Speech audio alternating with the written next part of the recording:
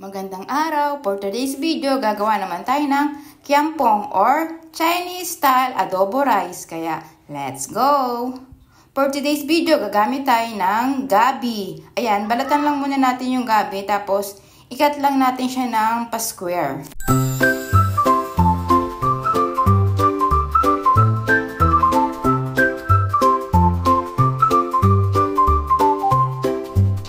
Gagamit din po tayo ng dried mushroom. Meron pala nito sa mga supermarket, pwede po kayong bumili doon. Tapos ayan, binisita ko pala yung mga manok namin kasi kailangan natin gumamit ng chicken. Hi mga chicken, kamusta kayo dyan?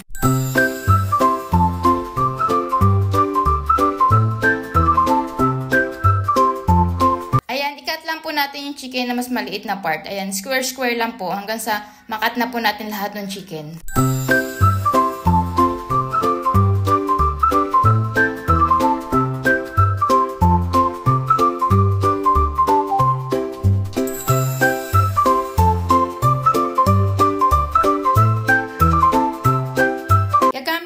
Tayo ng sibuyas.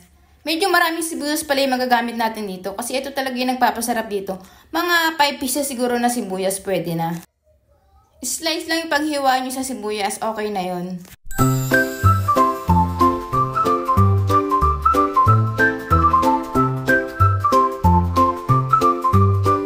Then hiwain na rin natin tong mushroom. Pinigaan ko muna siya para matanggal yung mga excess na water niya.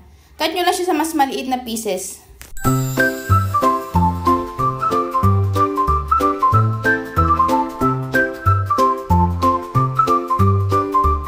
Then first, kailangan nating igisa yung sibuyas. Kailangan pala natin ipa-brown yung sibuyas para lumabas talaga yung flavor niya. Low fire lang din yung gamitin natin para hindi agad masunog yung sibuyas.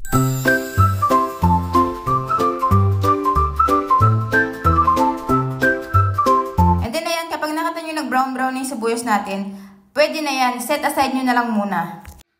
Then, i-fry muna natin ng bagya yung chicken natin hanggang sa mag-brown na siya.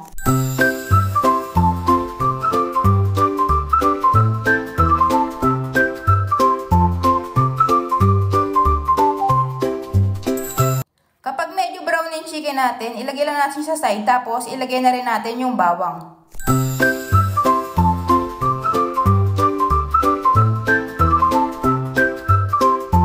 After natin mag-isa yung bawang at saka manok, ayan, pwede na natin i-add yung sibuyas, tapos haluin nyo lang ulit. Then, i-add na rin natin yung dried mushroom. Tapos, pwede na rin tayo maglagay ng soy sauce. Then, pagkalagay ng soy sauce, mix nyo lang ulit.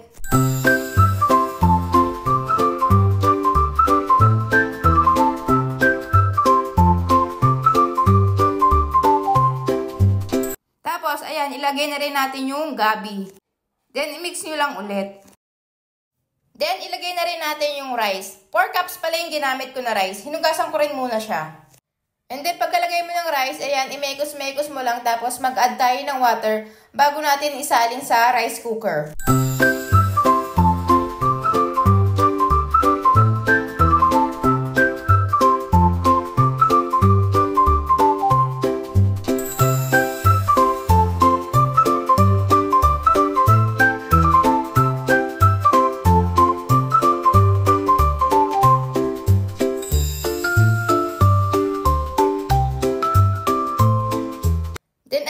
Nilagay ko rin pala siya sa rice cooker para mas madali siyang maluto. Para ka lang din nagsaing ng bigas, kaya lang ito may mga sahog.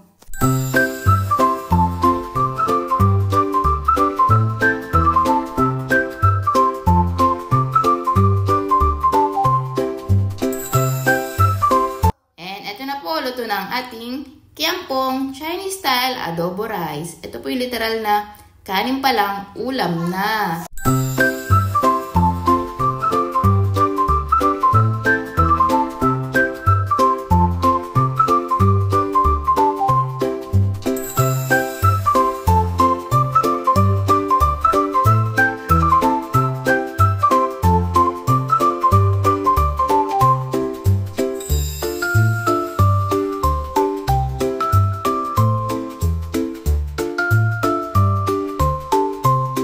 Okay, is it yummy?